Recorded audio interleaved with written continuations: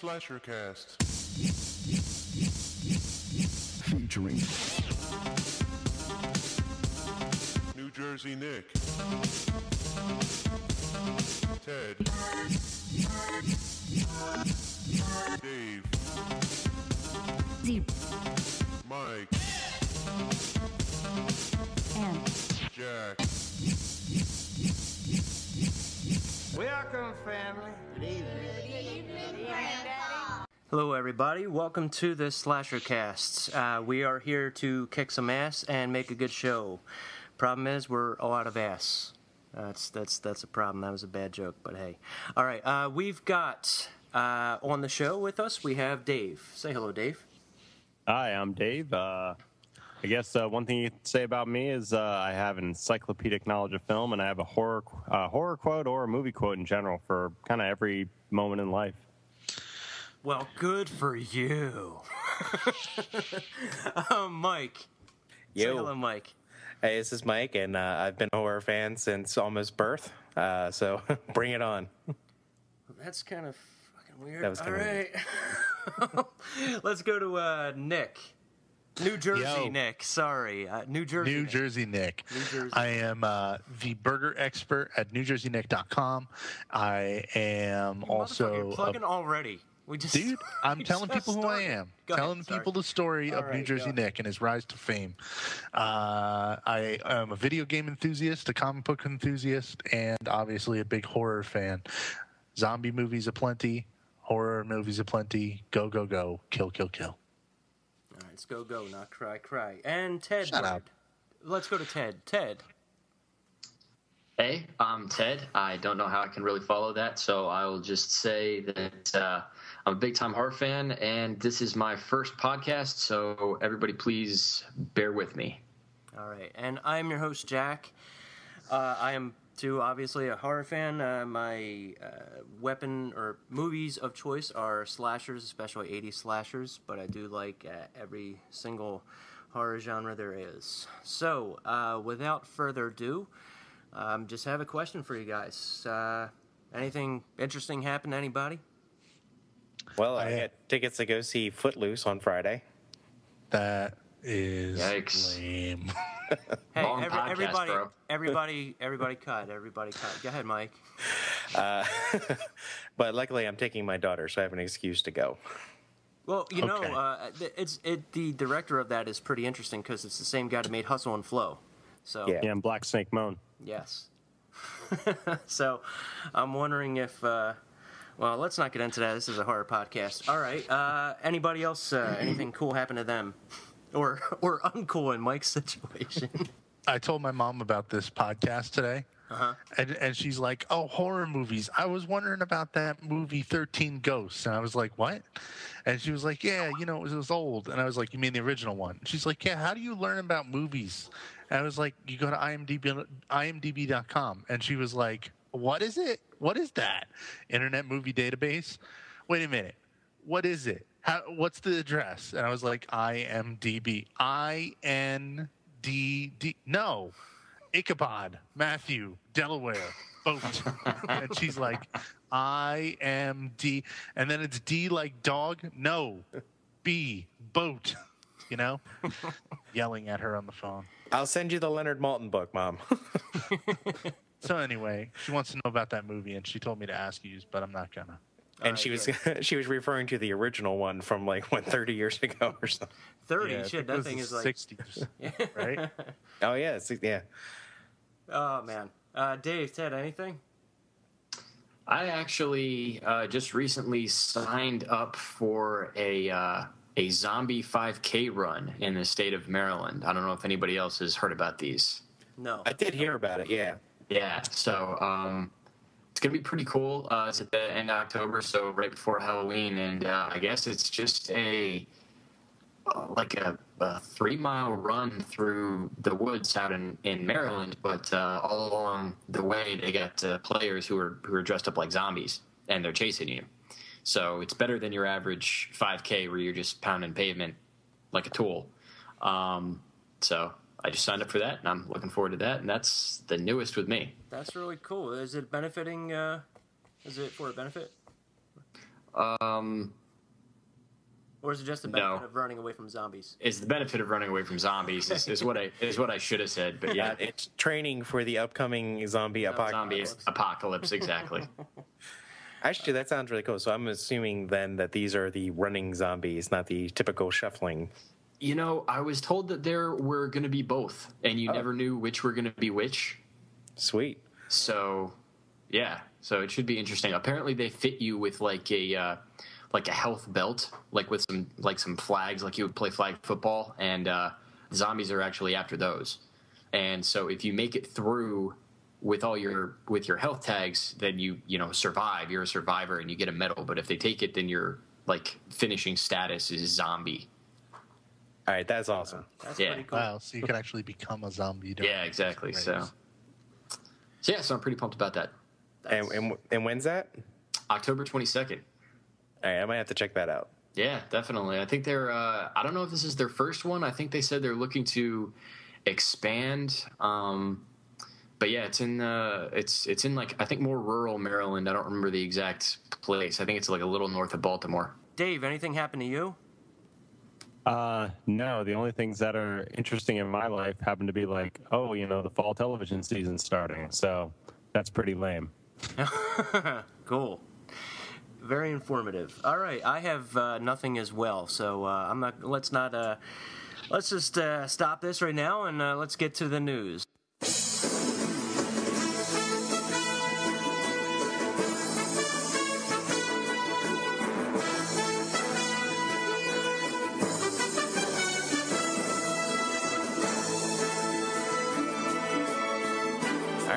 In horror news.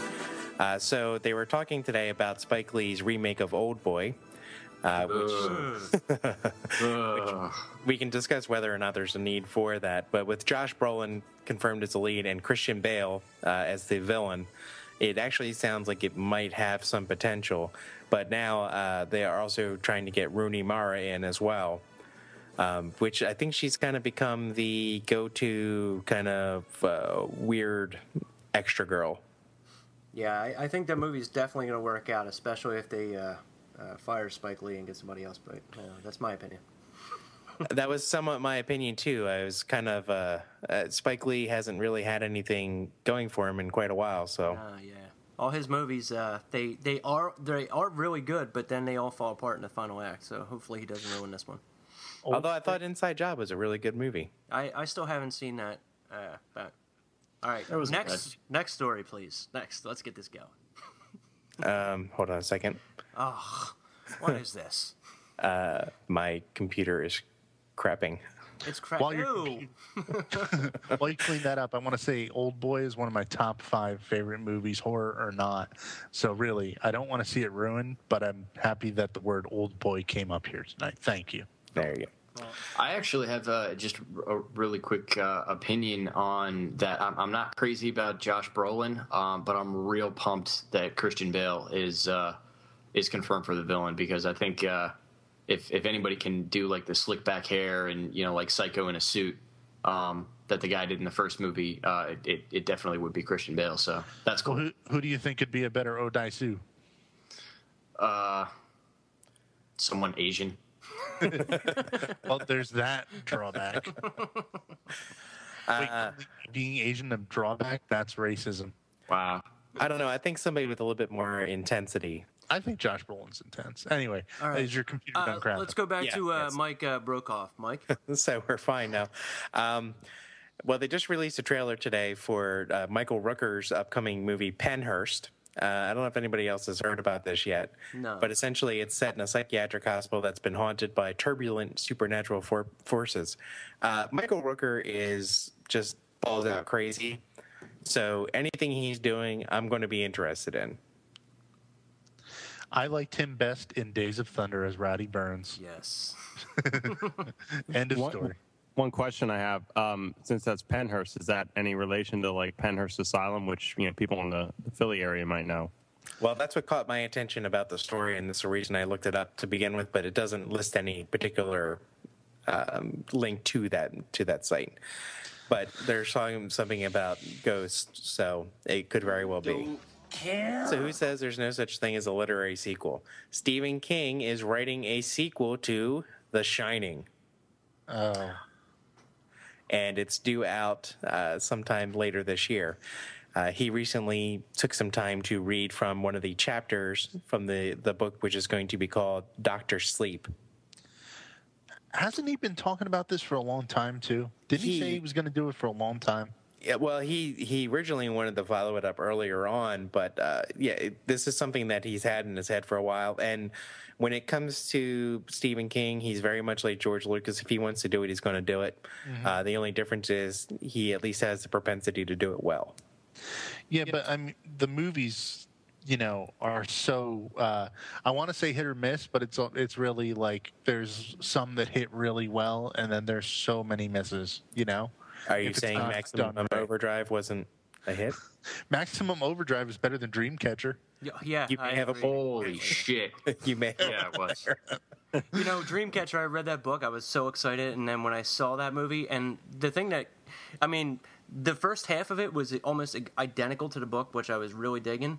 But when it started to fall apart midway through, and then it just totally derailed. And when I heard, I'm Thuddits, I was like, all right, that's it. I just nearly got up and left. But Stephen King movies, I think they're progressively getting better because they're getting better directors to do it. And same with the horror in general. I mean, we'll get to it at a later time, but I think the earlier Stephen King, adaptations.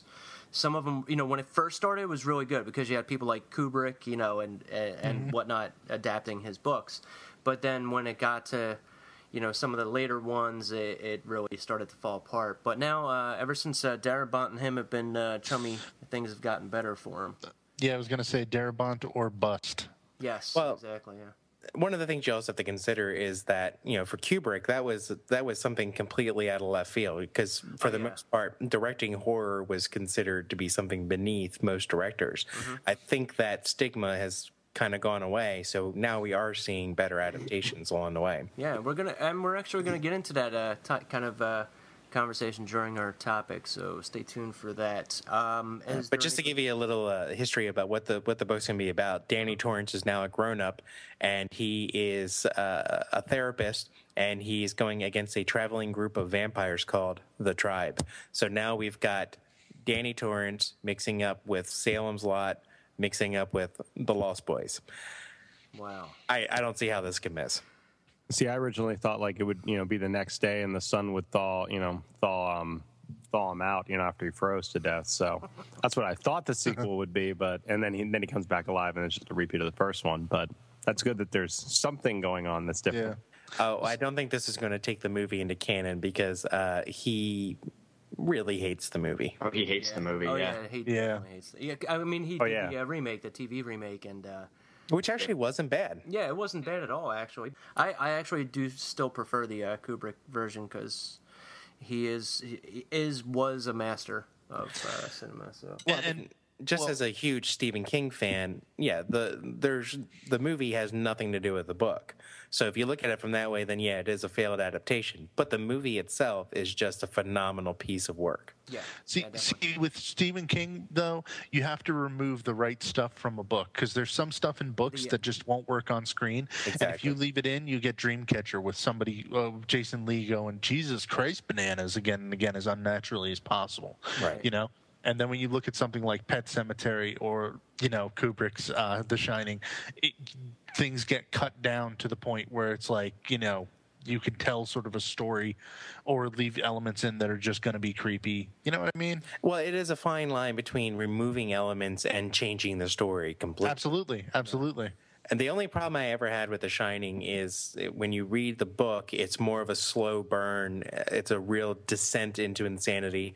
Whereas Jack Nicholson, on a good day, always looks slightly like he's about to just lose his shit and beat up everybody in the room. I heard Stephen King read last Friday. He was down here in Northern Virginia, and he was accepting an award at George Mason University. And I got tickets to go see him talk. And he actually read, I think, the first 15 pages that he had written down in that book, and it sounded pretty good. It got into a little bit about what the tribe was about, and they sounded a little like the vampire tribe from the movie Near Dark. But it was interesting. So I'm looking forward to reading it. I definitely it'll be on my bookshelf. When is that being released, Mike? They actually have not put a specific release date on it. He has about 2 other books in the works right now. Oh, okay.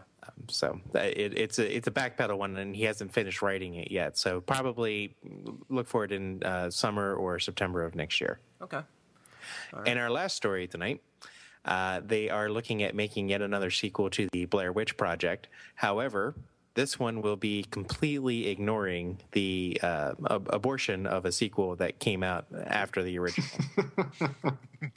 Although the director of the original, who said he liked the sequel, but at the same time it exists in a world outside of the movie. So if we want to do a sequel, we're going to stay in that world.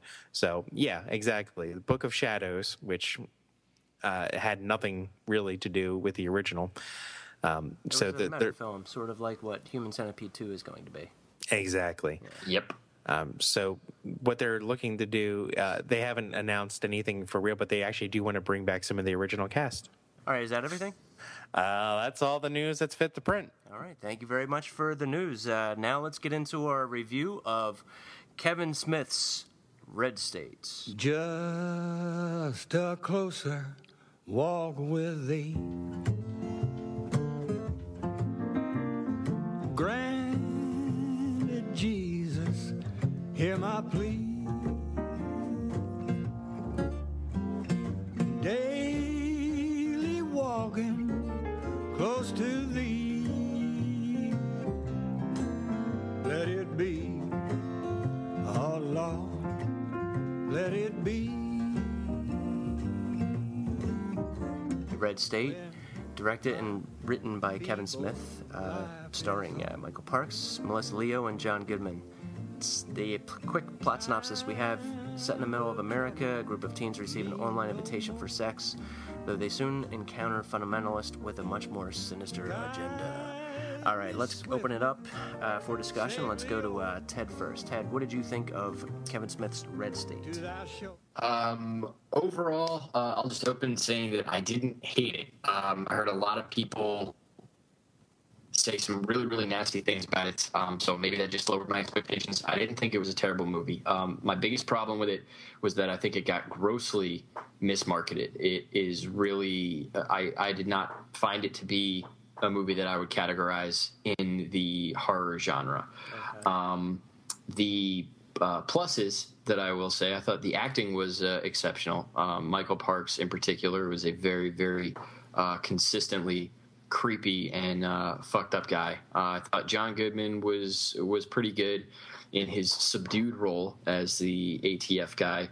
The 3 young guys did a nice job dying because they irritated the piss out of me. Oh, yeah, this review may contain spoilers, by the way. But I apologize for that. I'm going through my bullet list, and that just. In a nutshell, I thought the first third of the movie was creepy, had a lot of promise, and then it just kind of took a heel turn and became a completely different movie, which would have been cool, except for the fact that it's been marketed as a horror movie. So that knocked it down a couple of pegs for me. All right, thank you very much, spoilery McSpoilerson. I apologize. Let's go to. It's all right. Fuck. Damn it! Damn you, Cohagen. Let's go to Mike. Mike, what's your opinion on Red State? I actually loved it so much. I watched it 3 times in one day. The first day, I got a copy of it. To me, I can define horror in a lot of different ways, and to me, the horrific aspect of this is looking at these religious zealots and how far they're willing to go for their beliefs. That's horrific to me. So I had no problem putting it in fully into the horror realm for the entire movie. I liked it. I thought it was really well paced. It's a short film. It moves along really well. I have to agree. I think Michael Parks is phenomenal in this, and I really think he deserves an Oscar nomination. His quiet tone, even toward the end, there's some gunfights going on, and he's still just being him, and it's such an understated performance that it just sucks you right in. And John Goodman is better than I've seen him in a long time, and has completely made up for making the Flintstones, in my opinion. Well, he beat that with Big Lebowski. Big Lebowski. That's I am going to turn in my man card and say I have never seen The Big Lebowski. All right, you're, that is my confession for the Mike. Just to let you know, when we wrap this up, you're off the fucking cast. I All know. right, let's go to let's get. I have one more thing to add. Okay, sure, go ahead. So Kevin Smith has decided that he has one more movie in them. Actually, technically two, because it's going to be split into two. And for me, I like this movie so much that I actually worry about what he's going to be able to do with this last movie and what's going to be his legacy. Because I look at it, John Candy's last film should have been Canadian Bacon. Instead, it was Wagons East. Yes, with Matthew Perry. Yeah. So. Yes. All right, let's go to Dave. Dave, what did you think of Red State? Well, I enjoyed this film, but not as a horror film. I disagree with Mike as far as it being categorized in the horror genre. For about 30 minutes, it's a horror film, and then after that, it's an action thriller. So, as an action thriller, I enjoyed it. Great performances. Michael Parks, kind of already said, but I think he's an awesome character actor. I've always loved his roles from, just his miniature roles from Dusk Till Dawn, and his dual roles in Kill Bill are awesome. And that's really where I fell in love with Michael Parks. And it looks like in this performance, like if you look how much he puts into this role, it's really hard to see where that character ends and like Michael Parks the actor begins. I think that's just a great part of the film, and it really pulls you in. His performance is amazing. The pacing, I thought was really well cut together. And it was good to see people like Kyle Gallner as one of the three teenagers. But I think he's getting typecast in horror films a lot. Yeah. So that's one of my little peeves about it, because he shows up in Jennifer's Body, Haunting in Connecticut. Maybe it's me, but I just love him. Like Elm Street remake. Yeah, he was on that too. And then I just want to see him from like shows like Veronica Mars, which is not horror, but I kind of want to see him do other stuff, because he has. He reminds me of that one kid from American Pie, the one that couldn't take a crap at school. Yeah, a little bit. Stifler. Or, no, not Finch. Stifler. Jeez, The one in Finch. Yeah, Finch. Yeah, Finch. Shipwreck. Yeah. Shipwreck, exactly. Yeah. All right, Dave. Do you have anything else?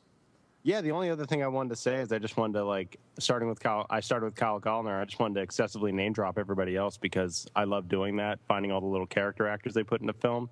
I love seeing Mark Blucas, who was people might know as Riley from Buffy the Vampire Slayer, kind of doing a similar thing as an ATF agent. But looks like John Goodman did a really good job with the role, and he looks to have lost some weight since the King Ralph days. Yeah, he did. Stephen Root, I think he also did a great job as the sheriff. It's a smaller part in the beginning, but I think he has some good range to him, and I like seeing him. It's very, very different from like him doing comedies, which he tends to always do. And of course, there's a couple, callbacks to other Smith films that other people like. The teacher in Jersey Girl is the crazy, I forget her name. I think it's Esther. Yeah. In the movie, and I think she was great, and she's also great on Mr. Rogers' Neighborhood. So I'll end it with that. All right. Let's go to Nick, who I know cannot wait to give us his opinion on Red State. Yeah, I got a lot of problems with this movie because it did make me angry, and it starts with the movie is like an obvious smashing together of Kevin Smith's two good ideas. One for a horror movie that was going to be some sort of a torture porn movie, and one that became an action thriller about the government laying down on these people and stuff like that. The movie's unfocused, and it jumps from this one plot and it completely goes to another in a bait and switch, not in a twist or anything like that. This is a bait and switch. I know because I'm a big pro wrestling fan and I've seen it happen a lot. And yeah, the best parts are Michael Parks and John Goodman. They each have scenes with where they each give long soliloquies. Michael Parks in the beginning and John Goodman at the end. But the worst parts of this movie are, for years, Kevin Smith has been exaggerating with hype about how this was going to be his horror film. And when I heard it was going to be his horror film, it was about a bunch of church crazies out in the Midwest. I was like, oh, this is going to be good. For years, I had that built up that, not like unnecessarily, it was by the director himself. In everything that he's talked about, it wasn't a horror movie. It was a horror movie for, like David said, about the first half hour, and then the switch happens and it's over. And at this point, Kevin Smith's career is following that of Metallica's.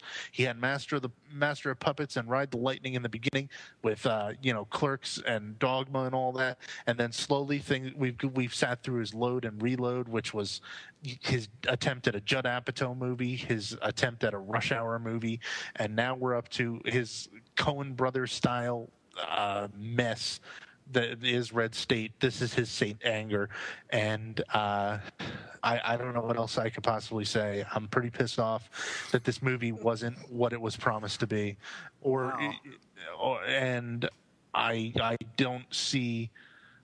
I don't even know where else to go with it. I'm just not happy that he hyped it up and then, why even call it a horror movie? Right. Well, we're going to see where else you're going to go with it when we get into this discussion. So, and there's one other particular part. There's one other particular part that I felt like was the biggest lost moment of the movie, and it's kind of spoiler-tastic, so I don't want to ruin it until we get to the spoiler-tastic bit.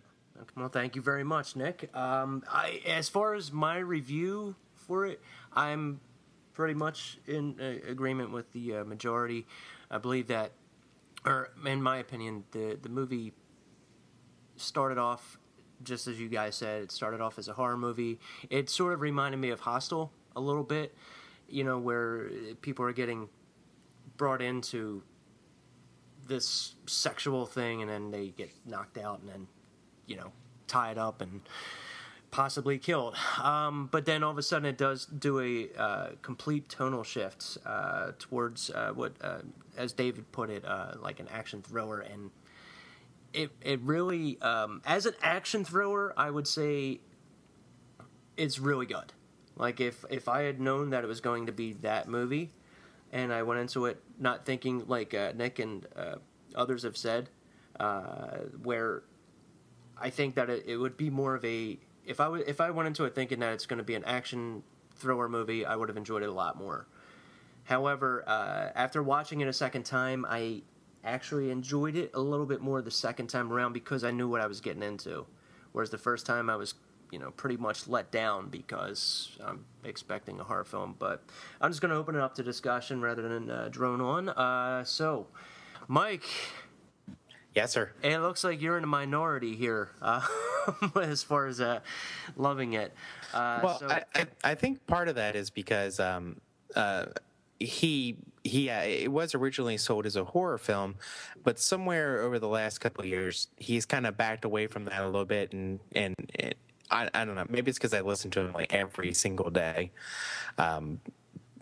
Maybe that softened the blow for me a little bit. I do understand where she could be upset, but there's enough of it in this movie for me, and especially as an ex-Catholic and knowing some of these people, that scares me to death. So like I'm less afraid of zombies and vampires and shit. Where do you think he backed away from calling it a horror movie? Because he's called it a horror movie up until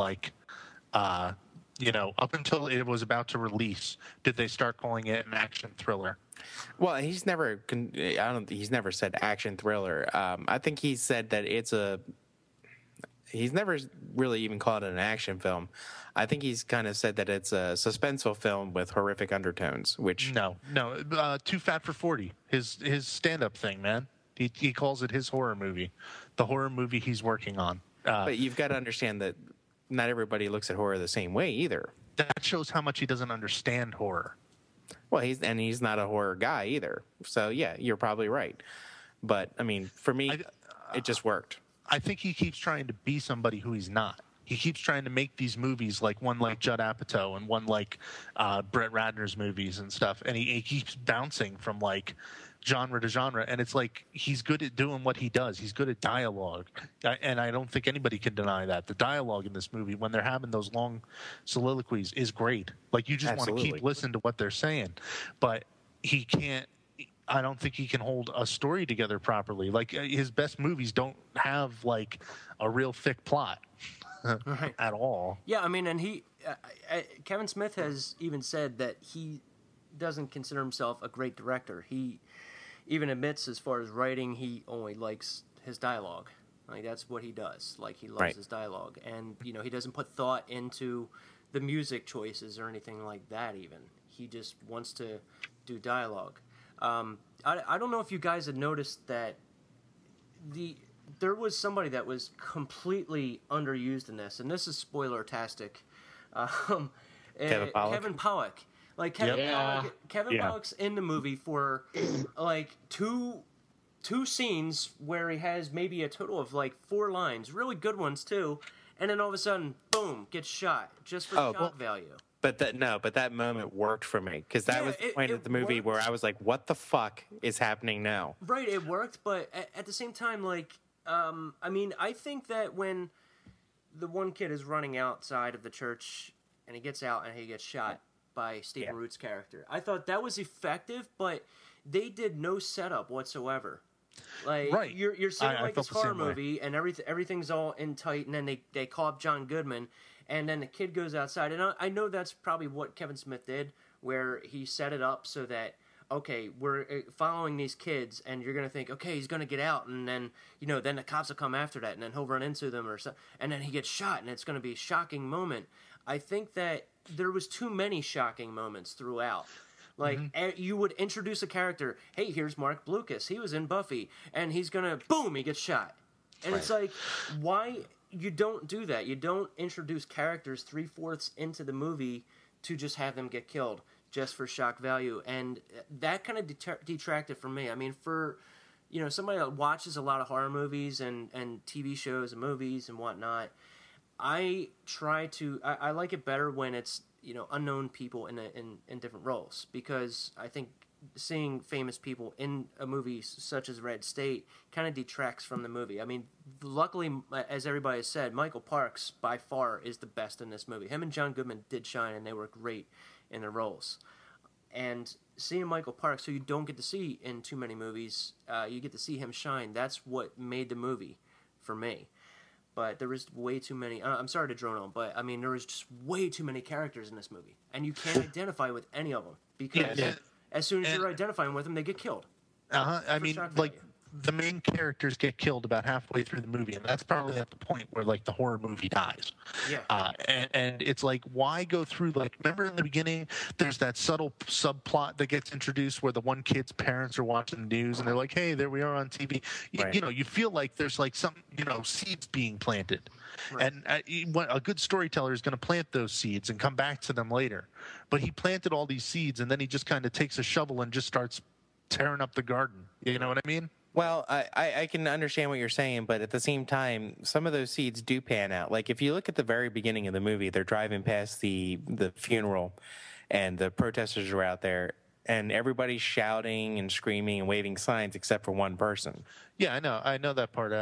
The part where he's drinking coffee. Yeah, Michael Parks is sitting there and he's just drinking a coffee and just watching everything going on.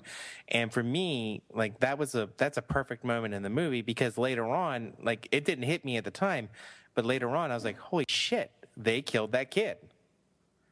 Like, so for me, that was a seed that actually did pay off. So I can understand where some of them didn't, but in a 90-minute movie, what are you going to do?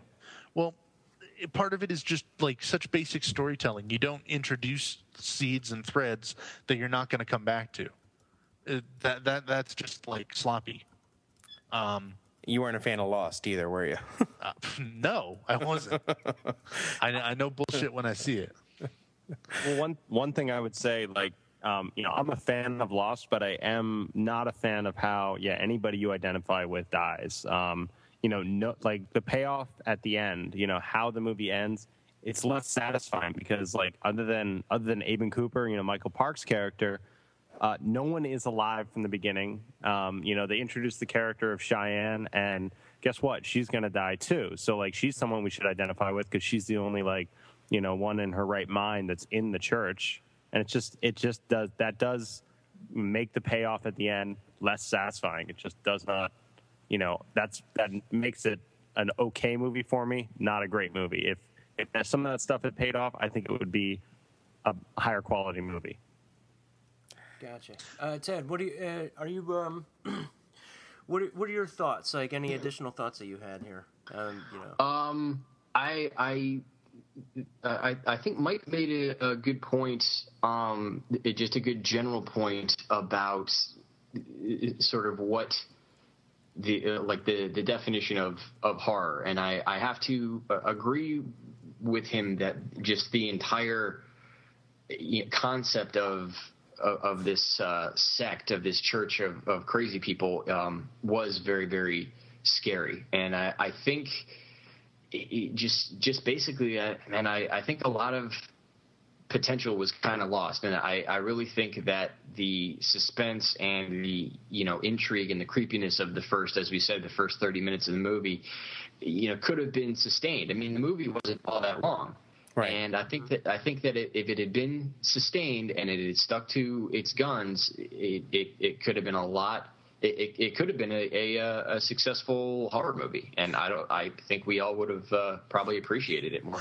Are we at the spoiler-tastic part? Can I talk about the absolutely. part? Yeah. The biggest lost potential in the movie, for those listening who don't know, there's a part where everything reaches this heightened peak point where the ATF is rushing the building and the churchgoers are, fortifying into the back room. And then all of a sudden there's this trumpet that sounds, and it sounds not like a truck horn, but like the trumpets of God, and they think it's revelations. They think that God has come to save them, and they're coming out and they're dancing and they're singing and they're not fighting anymore. They're like, this is God. God is coming to get us.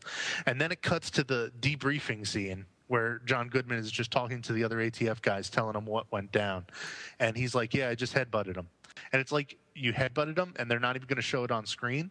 First off, that kind of bothered me, because it's like that was kind of a climax that was just talked about, And the second thing that bothered me was he offers up an explanation for what the trumpets were. This movie still could have been a horror movie. It could have been supernatural. It could have been just weird and, in a way, classic, if they had just let the trumpets either not get explained or get explained as, like, something actually crazy going on. Like, imagine if, like, God's angel suddenly showed up in the background and, walked all these churchgoers off. And that was what John Goodman was explaining, Like, there's so many different ways that you could have taken that, and instead he just kind of flushed it, and it bothered me a lot. Yeah, I think I was missing an Alanis Morissette, cameo at the end as God.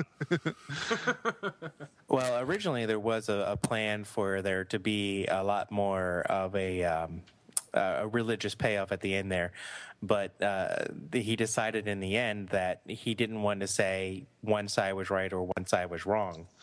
So he changed the ending to be a little bit more ambiguous, because they're both wrong. Everybody in this movie is just wrong. Right. Well, everybody? Yeah, I think so, except for maybe John Goodman. Yeah, I mean, that's the thing.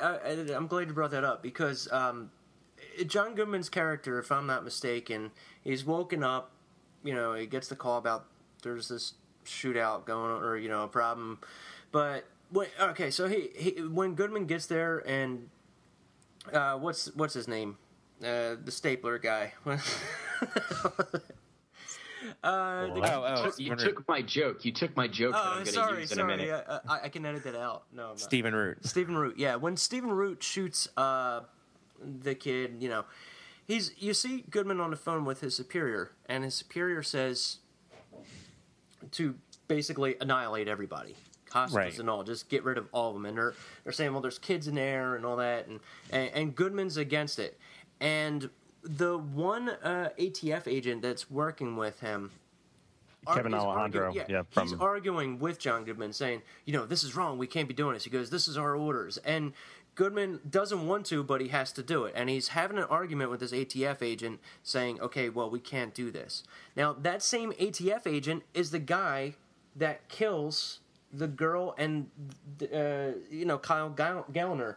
He's the one that kills them. And I'm like, wasn't this guy arguing with Goodman about not doing this? And then all of a sudden, oh, okay, fine. And I'm an ATF agent, and I'm going by the superior, and I'm going to do well, I forgot how much that part bothered me, too. Yeah, it's like... that didn't really bother me that much. Actually, I saw that more of as, like, John Goodman's character was the wishy-washy character. Like, basically, Kevin Alejandro's character as the ATF agent that he talks with, he's basically saying, like, we either do this or we don't do this. And basically, when John Goodman says we're doing this, he's like, well, this is what you signed up for. This is what you wanted. So I'm going to kill them because that's what you've given the orders to do.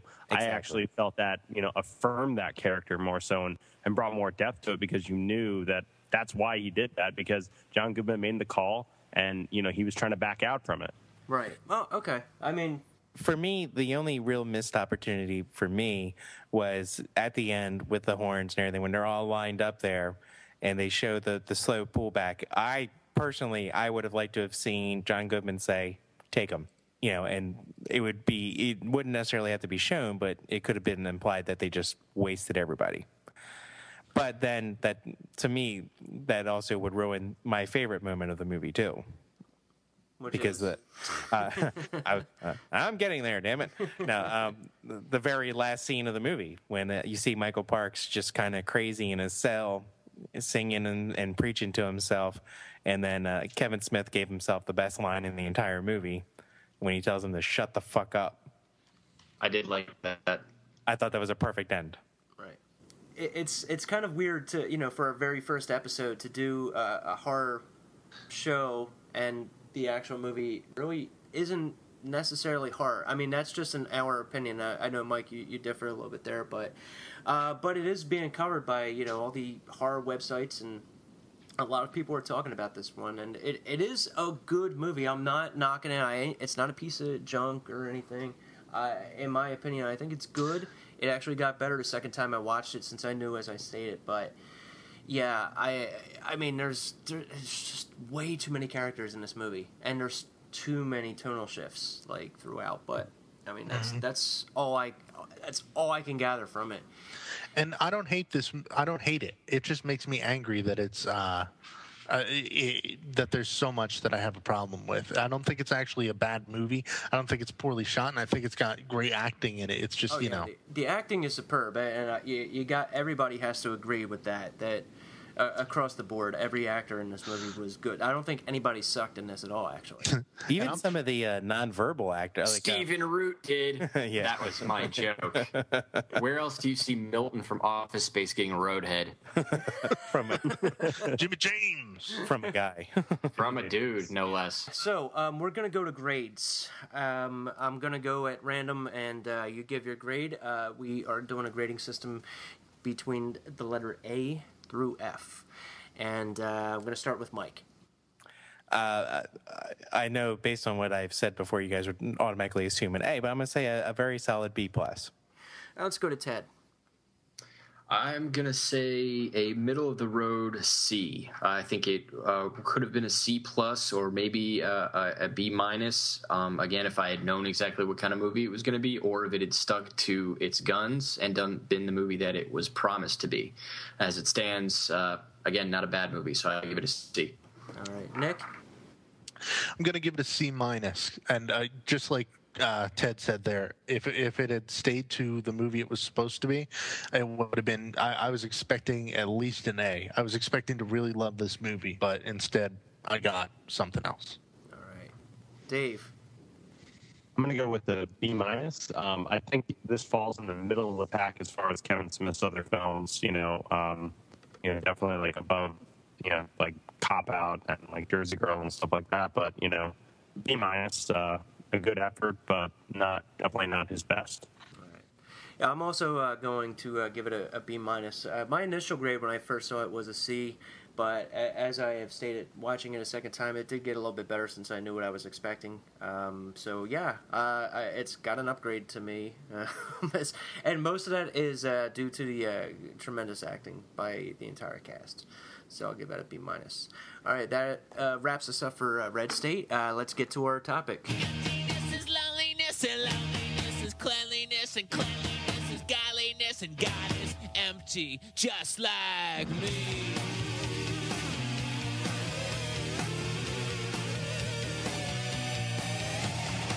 And we're back. Welcome back to the Slashercast. Topic of discussion today is going to be non-horror directors making horror, and who we'd like to see what kind of non-horror director make a horror film and what type. So we're going to open this up to discussion. Let's go to Dave first. Yeah, the director I chose to look at was Ridley Scott. He directed Alien. Other people know him for Blade Runner, Gladiator, Black Hawk Down. One film I love of his is Kingdom of Heaven, the director's cut. But Alien's his only horror film. It is one of his earlier films, so definitely it's one of his breakout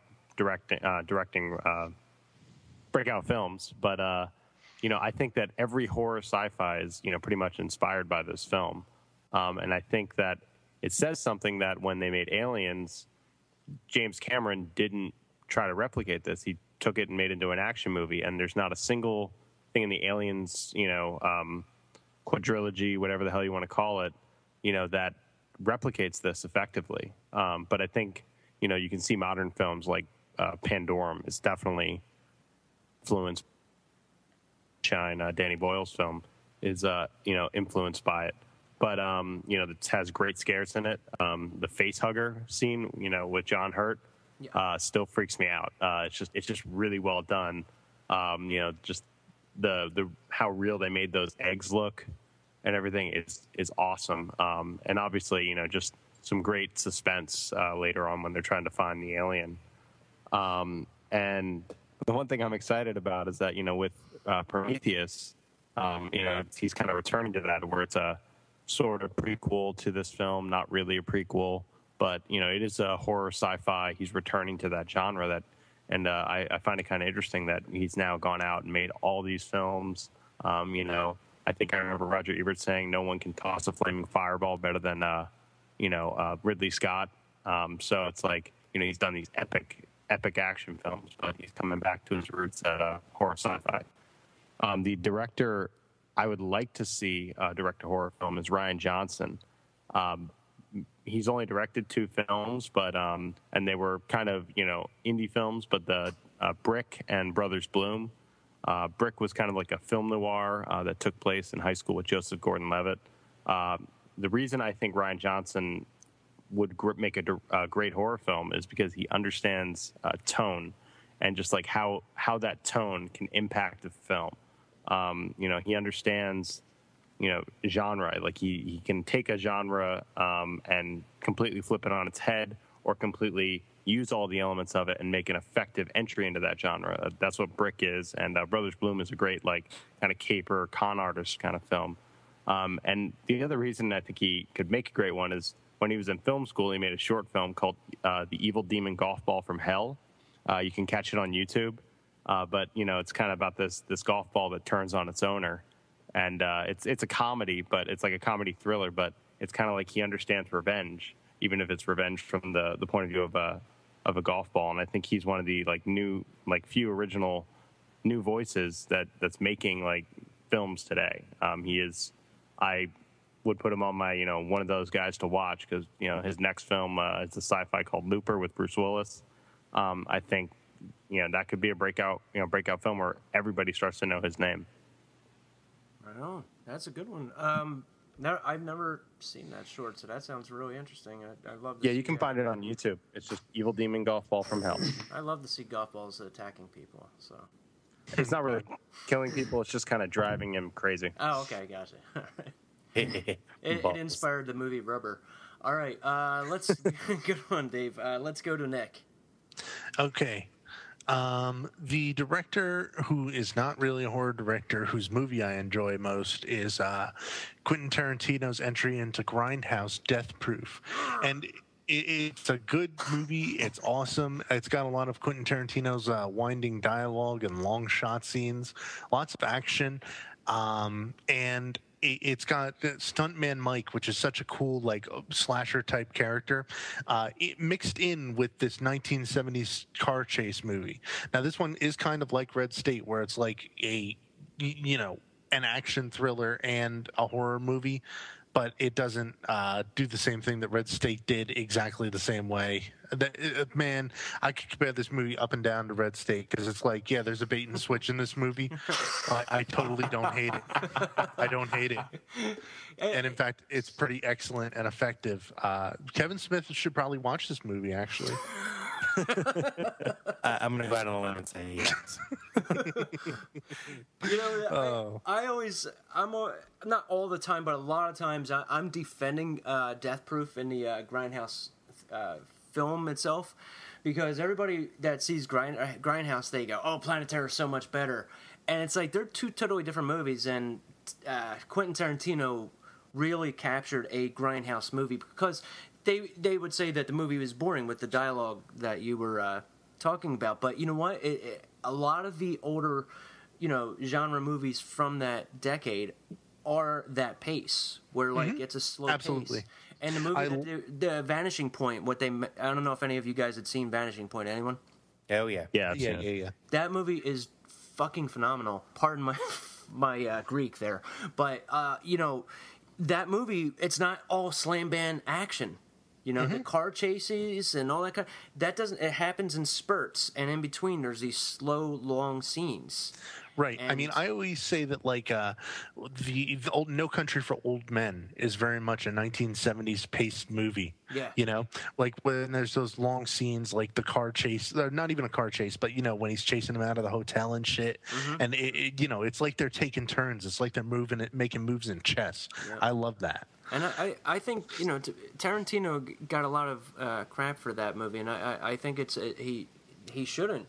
He shouldn't have, because he really did capture everything on one little nugget of a movie. I think it's phenomenal. Yeah, and it fits the Grindhouse theme of not, like everybody expects it to just be a horror movie, but the Grindhouse stuff is not. I mean, look at how many Grindhouse trailers are on, the either YouTube, or I know you've got like discs full of trailers of Grindhouse movies, and how many of them are like goofy blaxploitation films, goofy martial arts shit, car chase stuff, werewolves on motorcycles. It's like such awesome schlock, and this kind of becomes like that, where it's like it's just cool. Right. Well, I would say that most of the people I know that have complained about the Grindhouse movie put together or separately in pieces, they've never seen a real Grindhouse movie.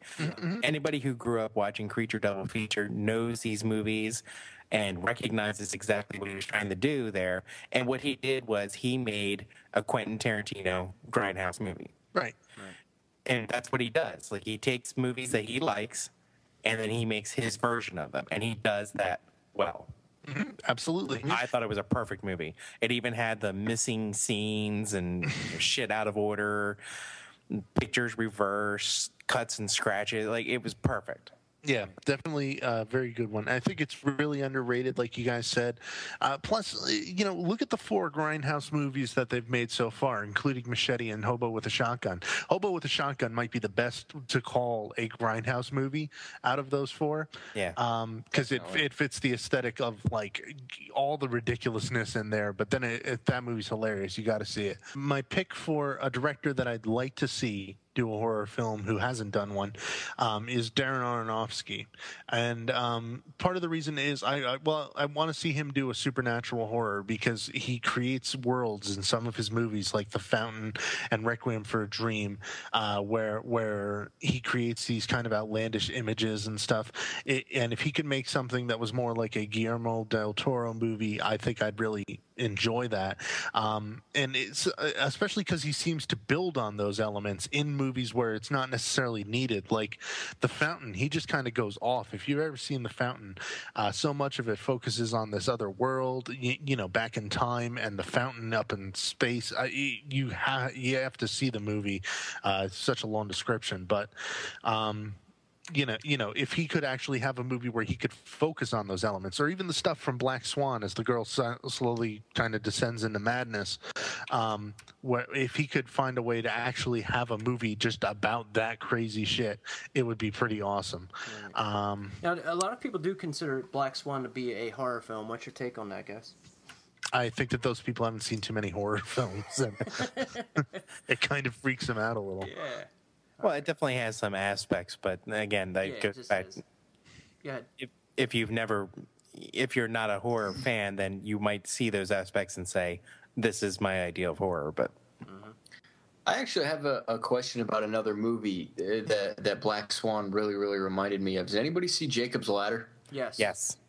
Did anyone else see the similarities between that and Black Swan? Yeah, they actually play a lot off of each other, and I believe that he's gone on record as saying that he not necessarily borrowed imagery, but was definitely thinking of that. Well, my question was, would you guys consider Jacob's Ladder a horror movie? I would tend to say that one more so is definitely a horror film. Right. That one, I mean, it's because you're dealing with demons and stuff like that in there too. And Nick, Dave, what do you guys think about Jacob's Ladder?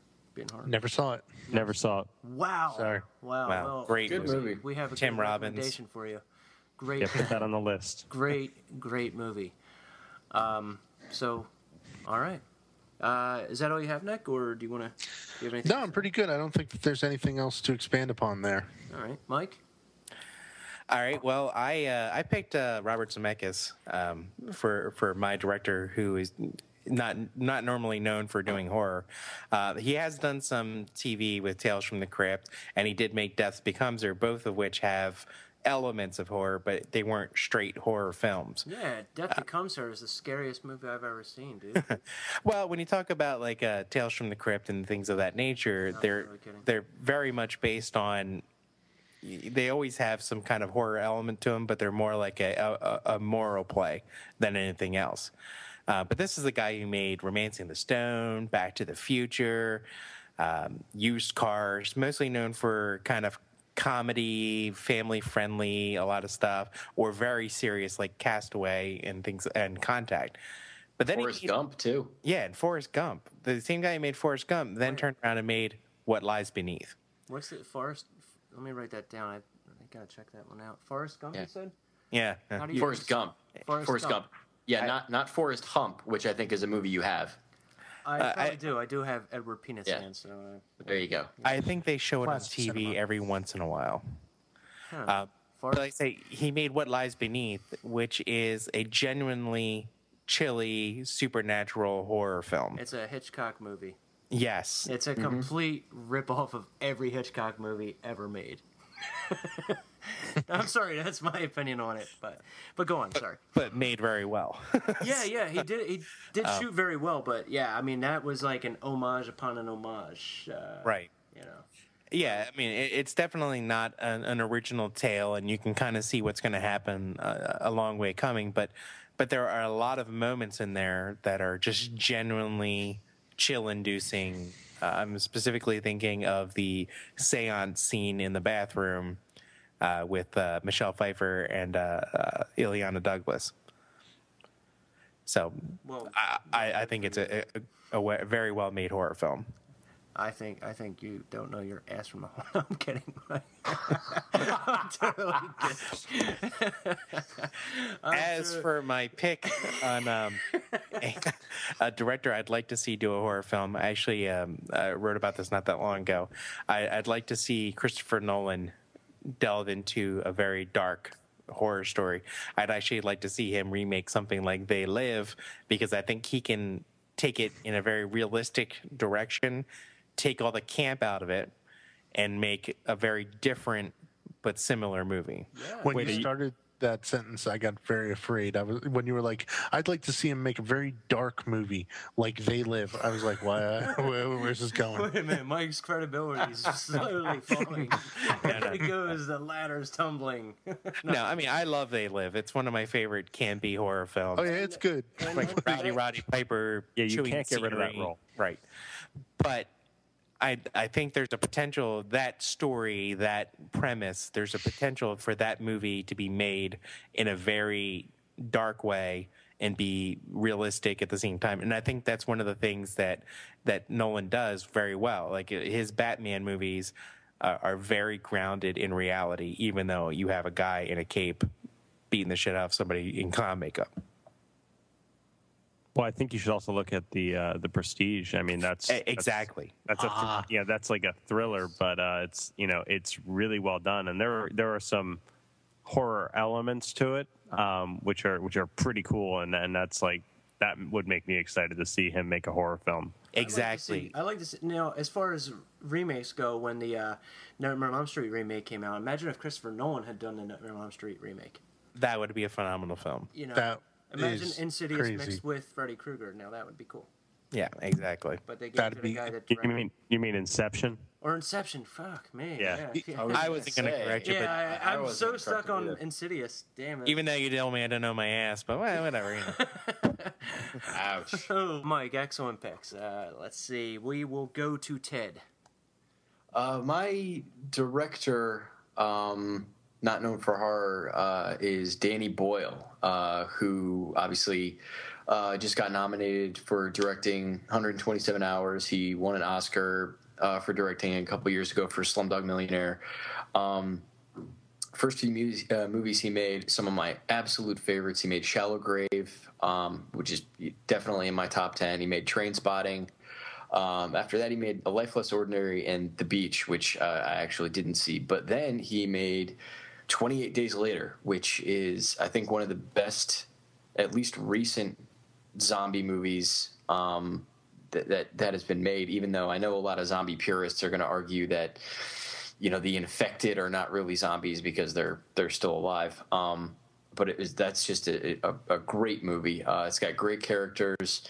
Some of the filming and the imagery in it of this desolate, metropolis of London that's just completely devoid of anybody. Everything about it is just awesome. The score is awesome. The third act, where things get sort of flipped and you don't really see the zombies or the infected, and it's these soldiers are really become the big threat to the rest of the characters, was interesting. I cannot speak highly enough about that movie, and about Danny Boyle as a director. So that would be my pick. Director Can I add something to that? Dude, please. Yeah. One thing I want to say is, like, I thought, when I first saw the movie, like, I was, 2/3 into it. I liked it. It was okay. When they went to the military thing and Christopher Eccleston came on screen, I fucking love the movie. Unfortunately, I'm a shameless Doctor Who fan, so like anything Christopher Eccleston does is gold to me. But I thought he was amazing, as that like head of this like military organization, and the whole, it's amazing. Ted, you made a point about zombie purists not liking it because of the zombies, but I think zombie purists will appreciate the social commentary of man versus man, in trying times and stuff like that, because that's kind of what zombie movies are more about to someone like me, a zombie purist. Yeah. So don't worry about it. I am a zombie purist, and I mean, I don't necessarily consider 28 Days Later to be a zombie film. I mean, they're not even referred to as zombies, and it's a virus. But yeah, I can definitely appreciate it. Once you get past the first half hour of him shouting through London, it's a great movie. No! Yeah, that's the only part of the movie I could not stand. It was just, I get it. He's alone. Let's go. I kept getting flashbacks to Titanic. Is there anyone alive out there? Right? God. Anyway. Oh, my. So, director I would like to see. Sorry. It's okay. Director I would like to see make a horror film is Paul Thomas Anderson, who made Boogie Nights, made Magnolia, and There Will Be Blood, which he got a directing Oscar nomination for good reason. And I would like to see him do like a zombie apocalypse movie, or not even necessarily a zombie apocalypse movie, but an apocalypse movie of some sort. Mainly because of the way that he shot parts of There Will Be Blood, and it's just it was so beautifully shot, and there's such like it was so expansive. Area of just like nothingness out in the the Midwest or wherever it was they were drilling for oil, and I think that he could do a lot with just sort of like a desolate urban landscape. Also, in all of his movies, he seems to be able to wrangle like a really just kick-ass ensemble cast. So, I think pretty much anything that he's attached to, you get a lot of great A-list talent on board, and so I think that'd be good. I could definitely see him doing something like that. It would even be neat to see somebody handle an apocalyptic film from a period piece time frame, because I thought he handled that very well. The look of There Will Be Blood is very steeped in that time. So Good stuff, Ted. All right, Thanks, you man. guys ready for my little picks? Yes. All right. Bring it on. All right, here we go. My non-horror director that made a horror film is Tony Maylam with The Burning. Has anybody seen The Burning? Yes. I love The Burning. That is like a lost 80s masterpiece, man. Yes. Okay, well, Tony Maylam he's a director known for such amazing classics as Split Second with Rutger Hauer. Wow. The Riddle of the Sands and Phoenix Blue. Yeah. But he's known for being a documentarian now. He's pretty much crossed over into making documentaries. But yeah, The Burning is one of my absolute favorite slasher movies from the 80s, if not the.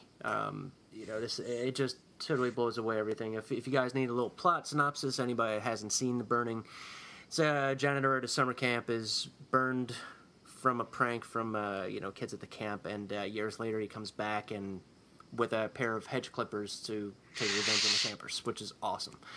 But yeah, somebody like Tony making this movie really made it different than the other slashers of its time, because it goes in a completely different direction than most of the slashers of the 80s. And I don't want to give it a spoiler. Here's a little spoiler, just cover your earmuffs, but there's no final girl in this movie, there's a final boy. And that was a little difference.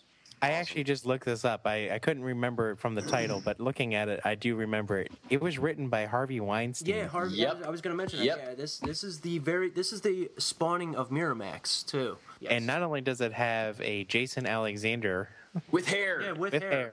Yeah, and Holly Fisher Hunter. Stevens. Fisher Stevens. Yep, he's that. Oh, that guy. You know. Yeah. And Holly Hunter is actually in it too as an extra.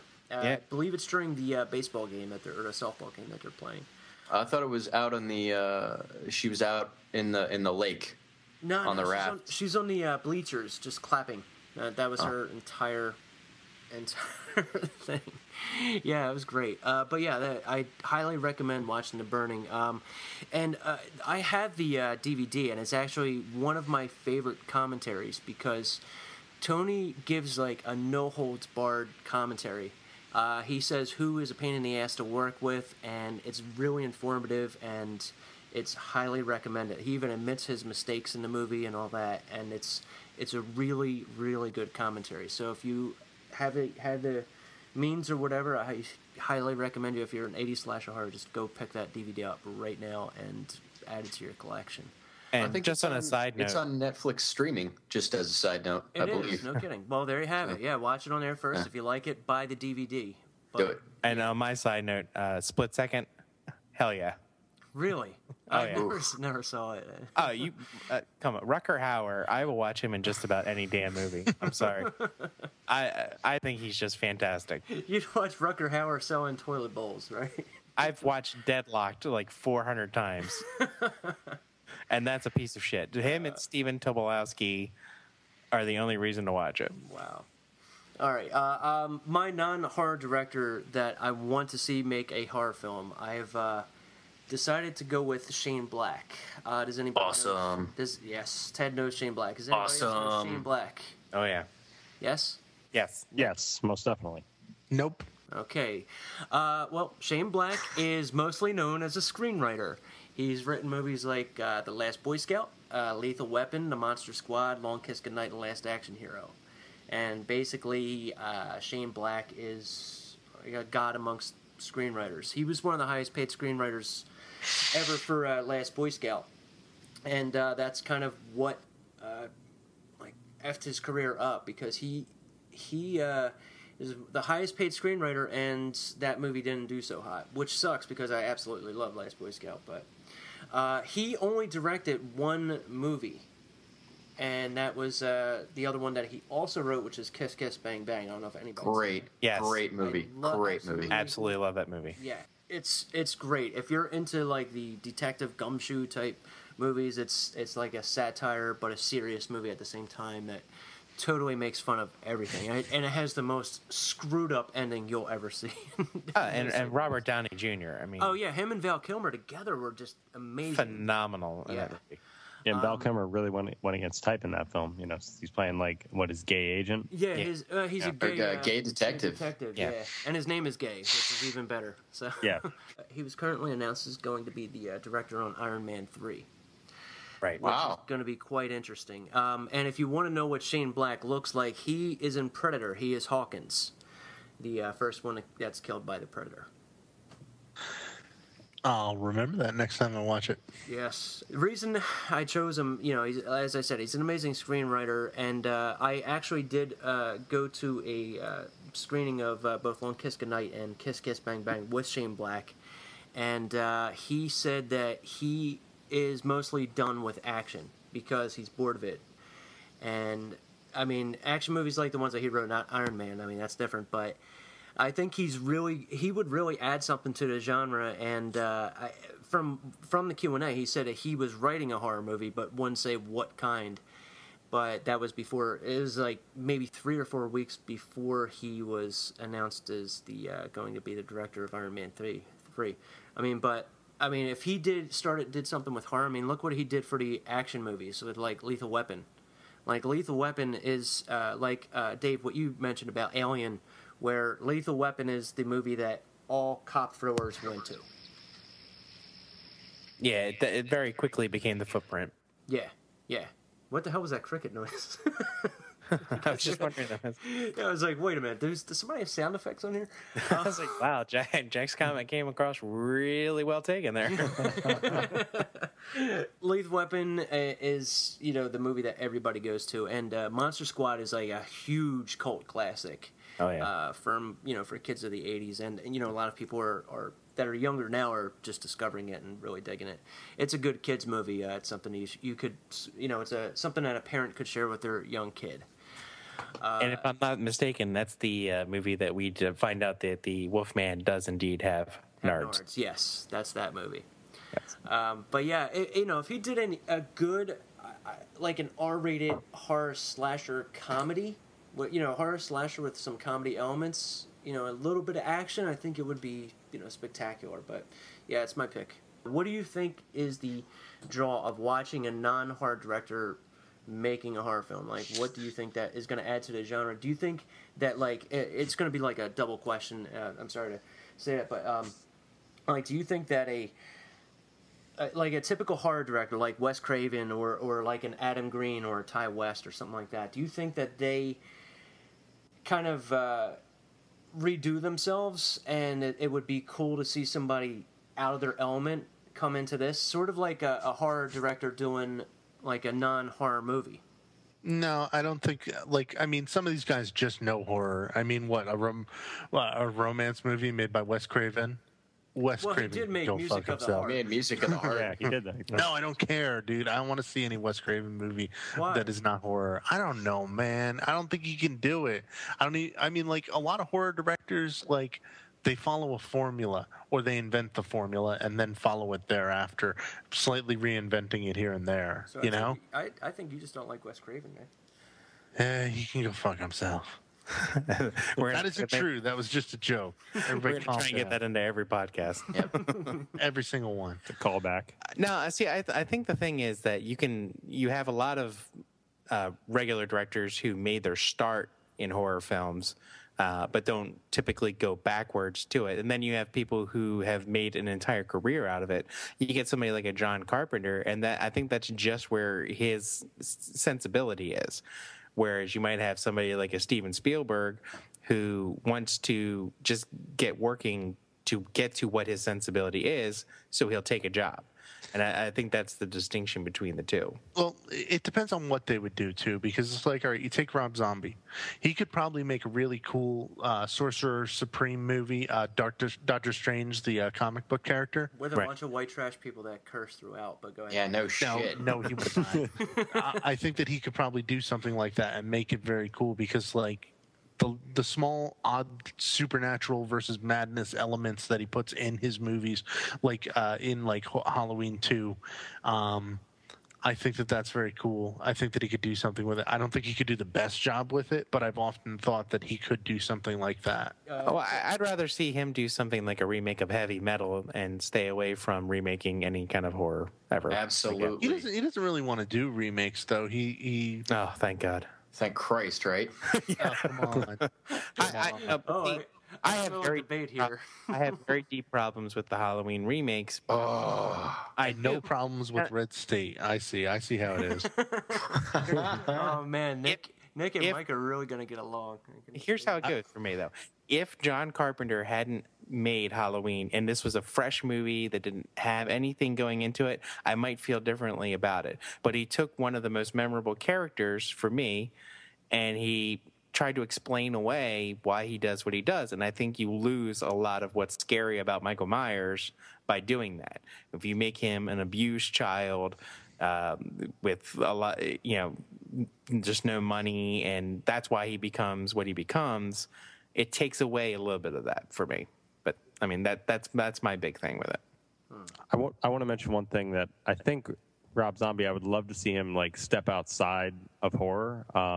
Mainly because, we criticize him a lot for Halloween. The thing I like about Rob Zombie's character is he doesn't give a shit what people think. Yeah. He just makes whatever he wants, and I like that. I like that. That gumption that he has, essentially too. And let's not forget. I mean, Rob Zombie. For people that liked Halloween and Halloween 2, he was bullied throughout the entire production. Absolutely. From what I heard, and he wanted to make his vision, and the studio's like, no, you have to remake the first one. But okay, you can do half your movie, and then the other half is ours. But no, it's not my favorite Rob Zombie stuff at all. But I actually like Halloween 2 a lot more, because I felt like that was more his movie. Right. Doing. I agree with you on that. Definitely. Absolutely. Yeah. I mean, Halloween 2, I like a lot more than Halloween 1. Mm-hmm. And that's surprising, because that movie gets a lot of shit, and that's okay with me. Like, I understand that people won't like that, but the other director I mentioned earlier, Adam Green, he's already like stepped out of the box. Like, his first movie was like a $400 like romantic comedy that was like really long, that I had seen. It's called Coffee and Donuts. But he stepped out of the horror genre per se with Frozen. I don't know if you guys had seen Frozen, but that's horror, dude. Yeah, it's definitely horror. But it's not Hatchet. It's not Hatchet. Yeah, it's not like it's. So it's not slasher. Yeah, it's not it's slasher. More of like it's like a survival thriller type of movie. Not saying that he should not do horror at all, because I think he's great, but. I think somebody like that would be cool. But. Well, Frozen definitely showed me that he can be much more than just a slasher film director. Oh, yeah, definitely. But I would say that Frozen is actually a lot scarier than Hatchet. Oh, yeah. By far. Yeah. I mean, it's more, you can identify with those characters in that situation more than it's certainly more visceral. Yeah. You're like...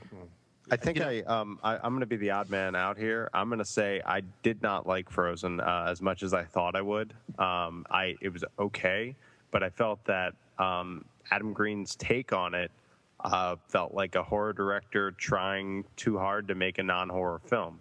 I felt that in the hands of a more capable director who's not necessarily horror, it could have been an even more effective film. I just felt like there were too many times where he falls into this, let's make this, more horror. Like, let's make the, it's just there are too many points where I think it fell into that, and it just made the movie not work for me. Well, he actually edited it himself. When the one of the people, I'm not going to say who, jumps off and lands, and the werewolves tear him up, or her. They actually filmed that, and they showed it. He showed it to the UK audience, and they actually removed it for the American audience because he found it to be more effective. Yeah, it definitely works better. And it definitely does work 100%. I mean, it's on the Blu-ray and the deleted scenes if you want to see it, but I think it definitely added a lot. That scene right there is what, like, after I first saw it, I was devastated, dude. I almost, actually choked up at that scene. I will say that scene works for me. I mean, I did enjoy that scene. I just felt by the end, the movie felt like a drama. Mm-hmm. It felt like 127 hours in a way, almost. Yeah, that's what I was getting at. Yeah. Yeah, and but I felt like it's just based on what I had seen previously, it didn't match up for me. Just something didn't click. That it felt like this movie's a horror film that wants to be a drama, but it's also a drama that wants to be a horror. It fell into some weird, Red State kind of. Yeah. I mean, exactly. And I love Hatchet. I love Hatchet 2. It's just that I felt that there were parts of that where he didn't know what he was making specifically. I just like that it showed that he could be a little bit more subtle. I mean, because there's absolutely nothing subtle about Hatchet. Right. Well, I mean, he's gone on record as saying that Frozen is his most personal script, and you can see that in the characters and what transpires between them. So, but enough about that. I mean, does anybody else have anything to add before we start to wrap this up? I do actually. Oh, yeah. All right, cool. I'm sorry. No, I just have to step in and say to all our listeners who got intrigued when Jack was describing that scene in Frozen and said that the werewolves got the guy. There are, in fact, no werewolves in Frozen. Werewolves? Yeah. Dude, I'm looking at so many different things right now in my room. I just don't want people listening to the podcast being werewolf enthusiasts and thinking that they're finding some hidden gem and then being like, fuck these guys, they lied to me. Werewolves, fucking Jack. Wow, I really gotta, I can't believe I had that. I gotta stop. I just think it's amazing when the vampires come in to clean up afterward. Absolutely. And you remember all the zombies at the end? There was this zombie buffet. It was crazy. And the crazy Puritans, dude. Yeah. Crazy Oddly enough, the creature from the Black Lagoon is what saves him. With the zipper on his back, man. Yeah. I saw it. And then the fucking Nazi zombies? I mean, come on. Yeah, I got to say one thing about Rob Zombie, though, man. Yeah. I was as angry as that motherfucker as I am at Kevin Smith now. When I first saw House of a Thousand Corpses, let me tell you why. Because I used to go to concerts. I go to concerts all the time still. I've seen Rob Zombie 6 times. And back in the day, he used to play the trailer for House of a Thousand Corpses and set it up as this is going to be the most bloodiest, goriest, awesomest, full of tits movie you've ever seen. And I was expecting that. And dude, I heard it out of his mouth, and it wasn't like that. He essentially made a movie that would have fit in with Grindhouse, like sort of a weird throwback movie. And I was very pissed off at him for telling me it was going to be really gory, and it wasn't. Well, so he made up for that later on, though. I mean, oh yeah, he did in spades. Yes, he did. And now I'm happy with him again. In Grindhouse, with his segment, those same werewolves were in. They were in prison. They were Nazi werewolves, right? Yeah, and Nick Cage was Fu Manchu, right? Yeah, right. That was the best part of Grindhouse. That was the best part. I can't believe I said werewolves. Oh my god. Werewolves. Oh man, thanks a lot, Ted. Don't we have something else to do tonight, Jack? Don't we? Perhaps this is what happens when you stay up really late every single night prepping for this show, and you start to, I gotta get some more rest. Damn. It's a happy accident, I guess. All right. Does anybody else have anything to add? any other fuck-ups that I had during the show? Well, let me get my notepad out here. There was the Insidious Inception. Oh, yeah. Oh, Jesus, yeah. But Nick Cage really was. I'm just going to ask you guys to talk, and I'm going to hit the mute button. That's it. That's all right, we're going to wrap this up. We'll hit you back in about 20 seconds later. Netflix instant recommendations.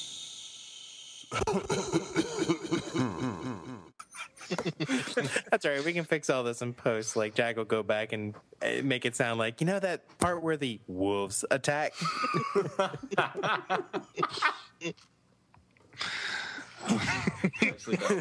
I really like the movie, or I think if Christopher Nolan made Nightmare on Elm Street, just picture Nightmare on Elm Street with Inception. Paging Mr. Herman. All right. I'm out of order. You're out of order. This whole freaking system's out of order. Oh, bloody hell. Oh, yeah. All right. Why are we recording this? All right, let's go into our Netflix instant recommendations. All right, today's theme is we each had to pick a religious horror film to tie in with the religious action thriller movie Red State. So let's start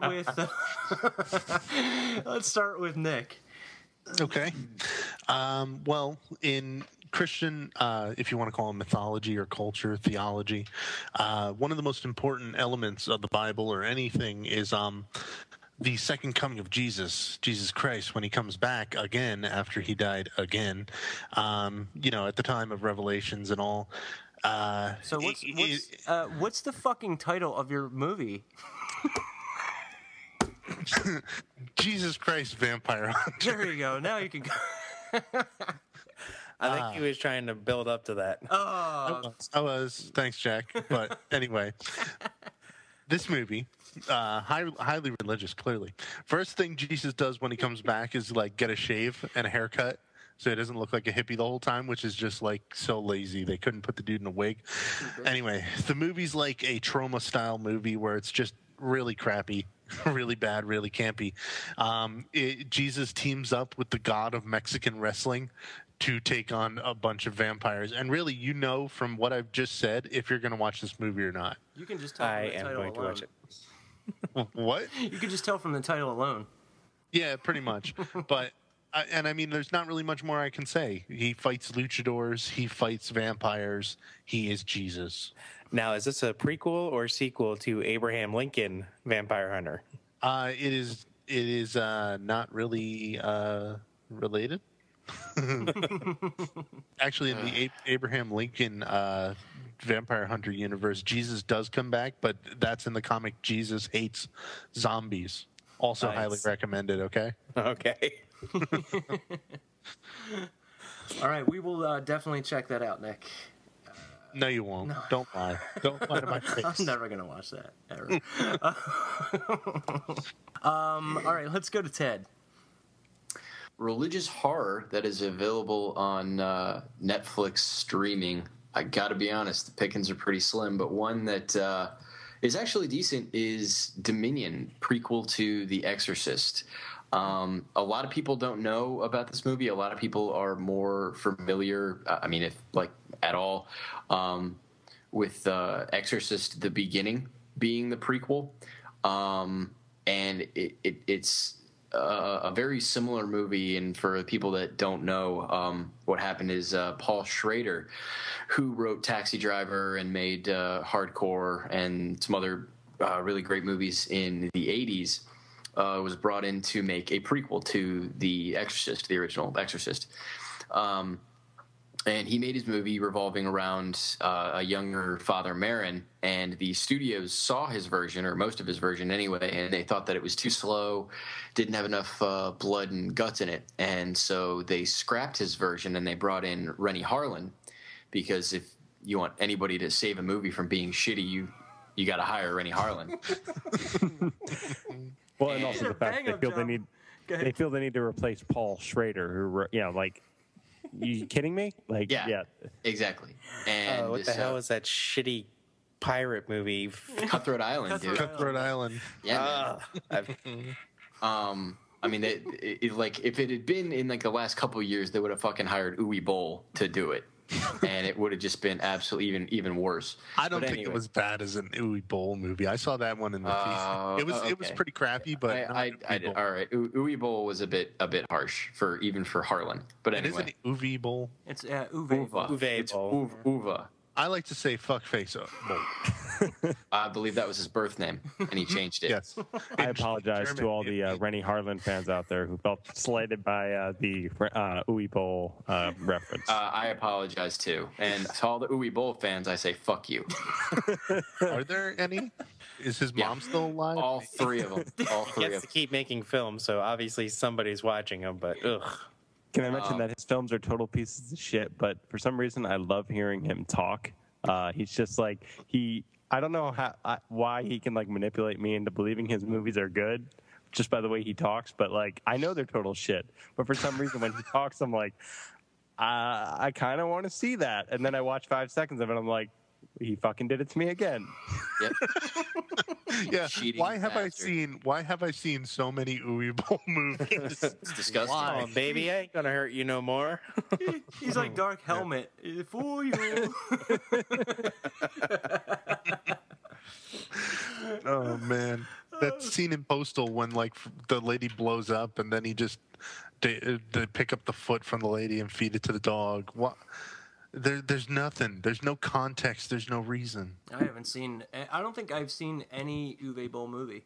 Dude, one time I was watching Postal and Netflix streaming crashed the whole system. And we got an apology letter from Netflix about it. I'm sorry, Ted. I'm sorry. I really opened up Pandora's box with the Uwe Boll. I was just trying to think of something terrible to compare Rennie Harlan to. You have to watch House of the Dead, though. There's like inside of a minute, there's like 30 bullet time shots. That movie's fucking absurd. Only plus side to that movie is you see Erica Durance's boobs, who played Lois Lane on Smallville. That's the only plus side to that movie. So you can watch about 10 minutes of it, see her boobs, and then turn the movie off. Or you can just go on the internet and Google that. That's true. I don't understand this series of tubes that you're talking about. The one that we're talking on? I'm talking through pipes, not tubes. Oh, okay. Well, let's go to Mike. or Ted, is that all you have? Sorry. Holy shit. I was like, dear God, Ted, please let that be like that. Ted, was there a movie that you were talking about? Oh my God. All the people listening to this are going Dominion. to hear it's Rennie Harlan, and then a jump cut to me. Yep. Anyway, in a nutshell, Paul Schrader's version is much better. It is considerably more subtle and psychological. So if you know that going in, and you're not expecting any crucifix masturbating or anything like that, it's pretty decent. As I said, it's the early Father Marin, played by Stellan Skarsgård, who is pretty good. So Dominion, prequel to The Exorcist, nothing to do with Uwe Boll. Trust me. That's it. I just want to add that this is our final podcast.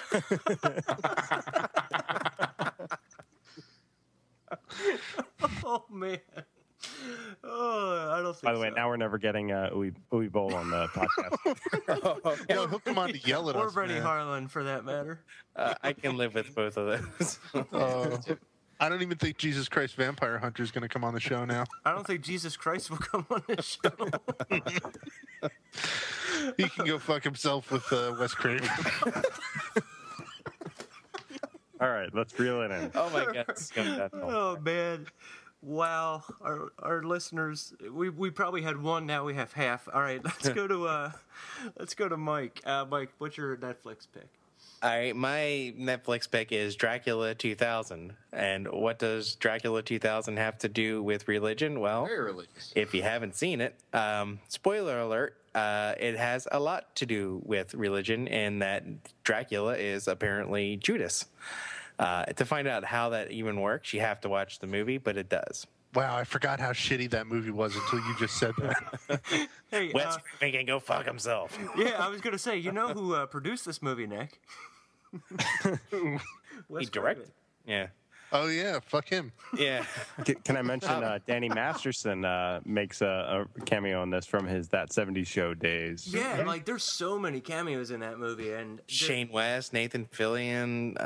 Oh yeah, Fillion's in it. Johnny Jeez. Lee Miller. yeah, My favorite part is actually when he goes to the Virgin Megastore and he looks up and he's watching the music video and it's Monster Magnet playing Heads Explode. My favorite band, just so you know, now you know who my favorite band is. who's your favorite band? Monster Magnet. And now you know. Now I and knowing know. is half the battle. G.I. Joe. All right, yeah, I guilty pleasure. I actually kind of like this movie. Yeah, I would definitely call that a guilty pleasure movie because oh yeah, Omar Epps is also in that. Yeah, I remember watching that and I was like, wow. I actually bought it and I wanted to return it, but I bought it at a farmer's market. So, all right, let's go to Dave's pick.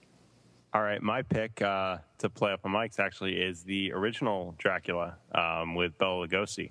Oh man, Dracula 2000 way better. Go ahead. Now Bela Lugosi's not going to come on.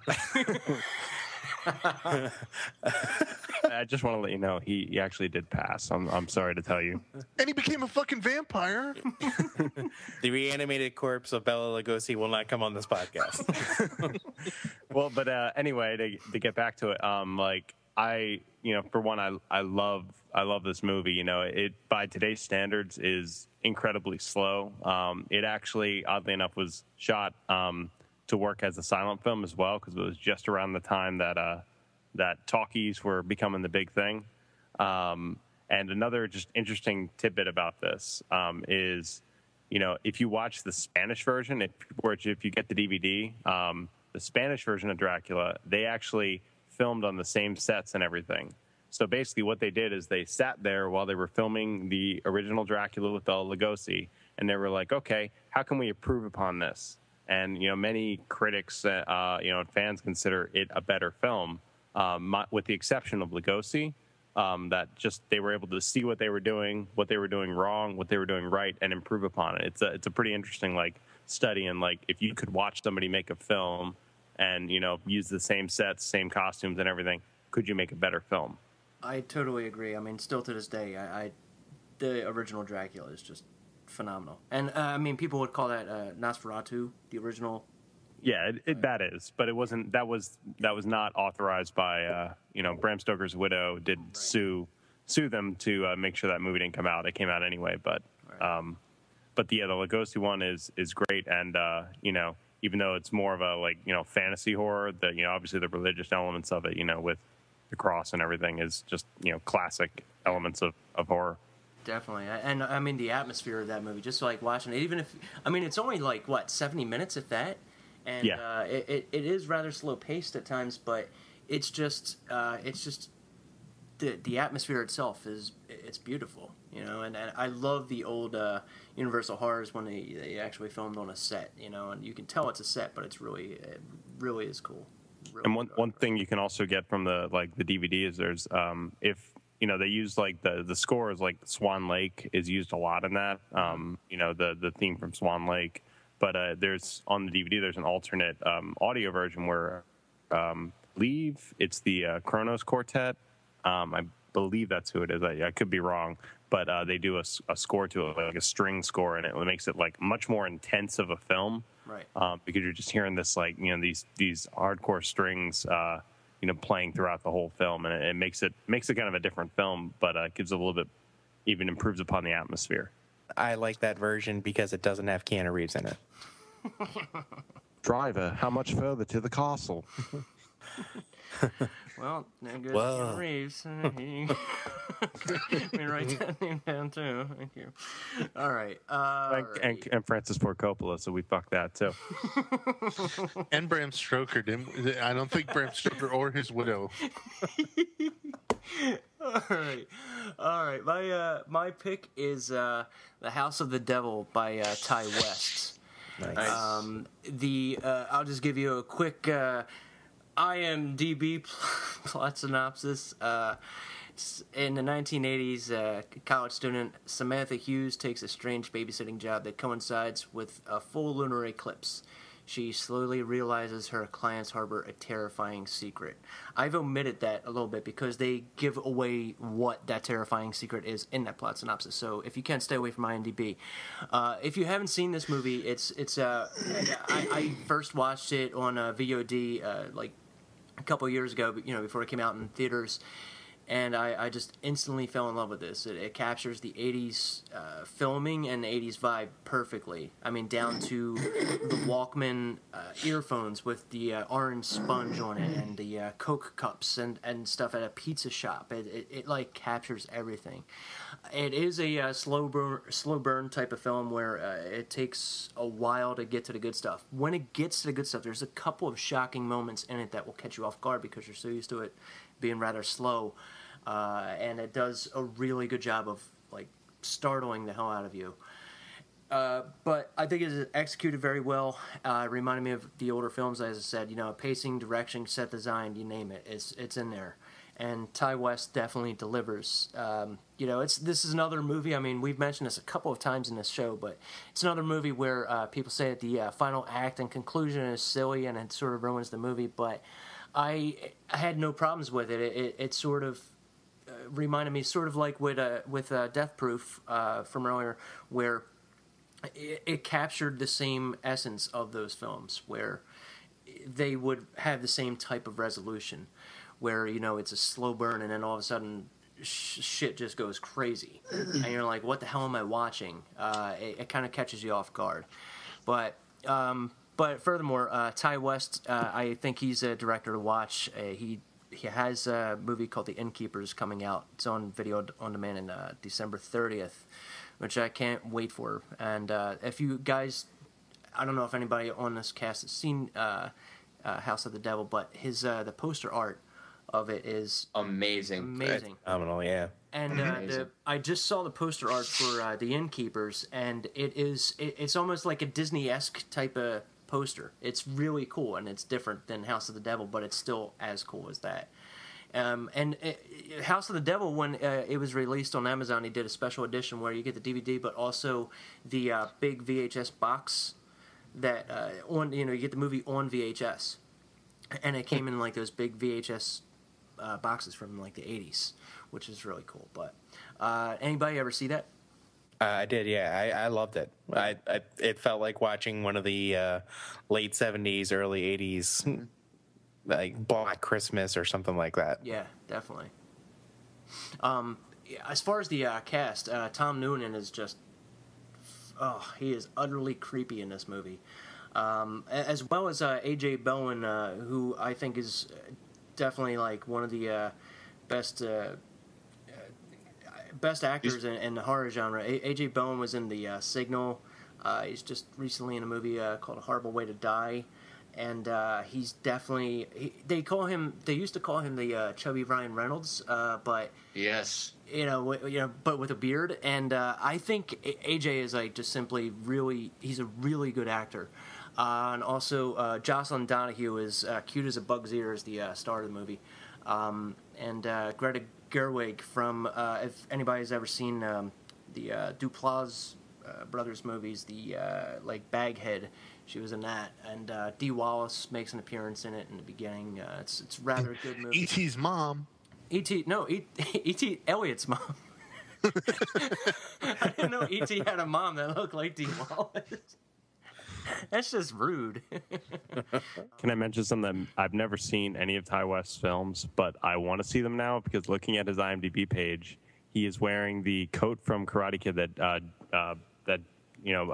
Billy Zabka wears, the red jacket, sort of, with the headband that Ralph Macchio wears, with a gun, wearing aviator shades, and I think that's awesome. Yeah. And I want to see everything he does now. Yep. I actually, when I was living in California, there's another. I went to so many screenings, but I actually got to meet him. He was showing House of the Devil. It was double bill. It was the House of the Devil and then Dead Alive. And my gosh, that was like a great double bill. But it's funny. He said that he, with the House of the Devil, that it wasn't his intention to do an homage to the 80s movies. But, I mean, he just, I guess, wanted to capture the essence of the 80s. But in doing that, the way it's filmed and everything, I mean, it feels like a movie that was lost, that you just found from the 80s. Like, you won't even, some of the actors in it, like, if you didn't know who they were, if he cast a bunch of completely unknowns in the movie, you would have thought the movie existed in the 80s. I mean, that's well, it's more the look than the actual horror feel of the movie. Right. But, yeah. Yeah, it's definitely one to check out. Yeah, it's streaming on Netflix, so if you get a chance, check it out. It's really cool. All right, does anybody have anything else to add? No, good, man. Okay. Good. Nothing. All right, everybody. If you want to contact us, please, if you can, email us at contact@slashercast.net. If you have anything to say about the show that you've just listened to or any kind of critiques. Also, go to Facebook and Twitter. Look for Slashercast. We're on there. Feel free to post to our wall and comment on anything. We're going to be doing a lot of questions posing to the audience because we want to make this a interactive show and get the audience involved with the show. You can also subscribe to us on iTunes. And is there anything else? Yeah, if you just go to our home, it's slashercast.net for all things. You can link up to us on Facebook and Twitter there. On Twitter, we're at @slasher_cast. Me personally, I have NewJerseyNick.com or follow me on Twitter at NewJerseyNick. Also, my Facebook page, just search for New Jersey Nick. And the website is a Burger and Diner Reviews in New Jersey, but I'm also a cool guy, so follow me on Twitter. Dave, do you have anything? I don't have anything specifically. You can follow me on Twitter at TheHumanIMDb. Occasionally I post stuff. And also I think on slashercast.net, we talked about doing maybe a horror university for myself. You guys kind of giving me lists of films to watch once a week, and I can post a little review / entry about that film and where it fits into what I think of horror. So that should be interesting coming up soon. Yeah, so definitely send us in your suggestions. Yes, please. And if anybody does, contact us, definitely let us know what movies you would like us to review and any kind of discussions you would like to hear. Ted, do you have anything, sir?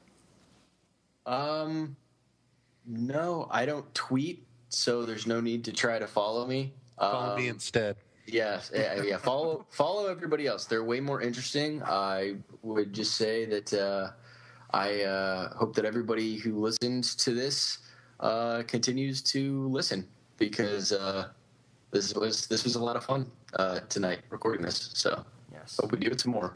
Definitely. And I just want to reach out to a friend of mine.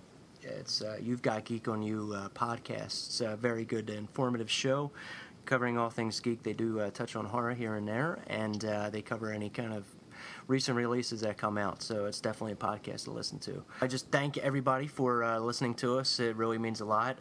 Please tell your friends about us. And Sorry, Jack. I just want to interrupt and you kind of skipped me, but you can follow me on Twitter at TheFlickist, FLICKIST.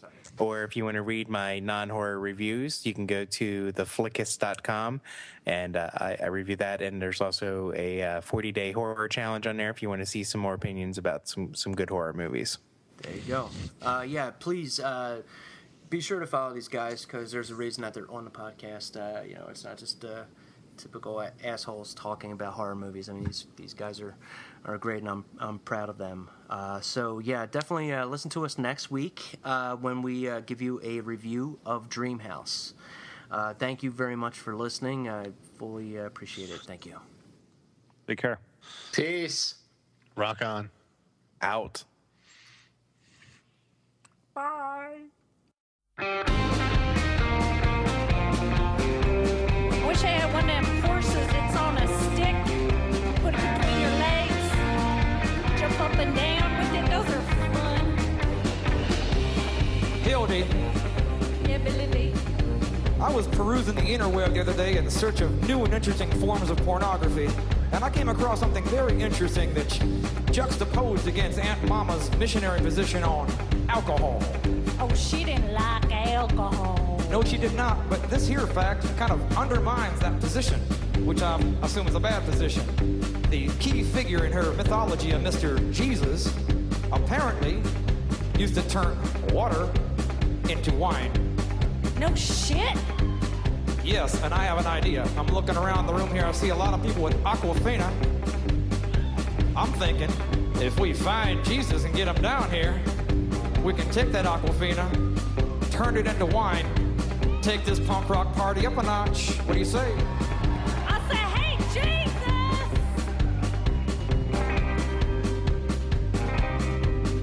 And behold, there was an angel, and she took me by the hand.